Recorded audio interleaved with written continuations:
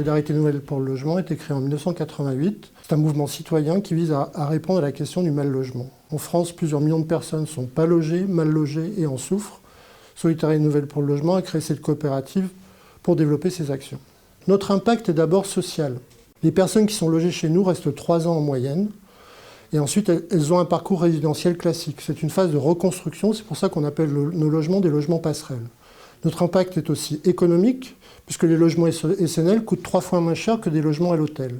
Et notre impact est aussi environnemental, parce que via la réhabilitation, nous transformons des passoires thermiques en logements économes d'un point de vue énergétique. La foncière achète et réhabilite des logements pour les louer ensuite à bas prix à nos associations, à des personnes qui sont mal logées, essentiellement non logées, puisque 80% des personnes qui arrivent chez nous n'avaient pas de logement avant d'arriver.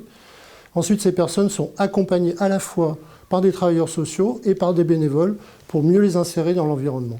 Solidarité Nouvelle pour le Logement, c'est 80 salariés, à la foncière il y en a 7, et c'est surtout 1200 bénévoles qui sont notre réseau qui maillent en fait le territoire et qui accompagnent les personnes.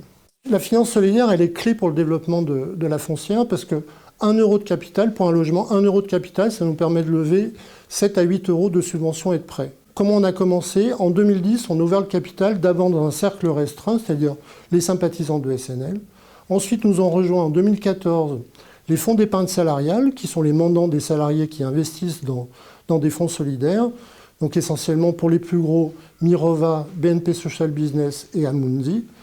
Et en 2020, donc on a bénéficié du cadrage de l'État de l'appel public pour les coopératives pour lancer un appel public en novembre pour lequel on a collecté 1 200 000 euros.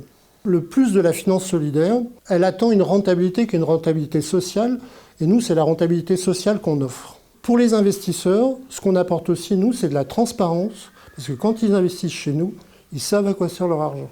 Donc habiter est une nécessité première et la finance solidaire, vous, Solidarité Nouvelle pour le Logement, nous, on peut contribuer à faire en sorte que pour les gens, ce soit une réalité.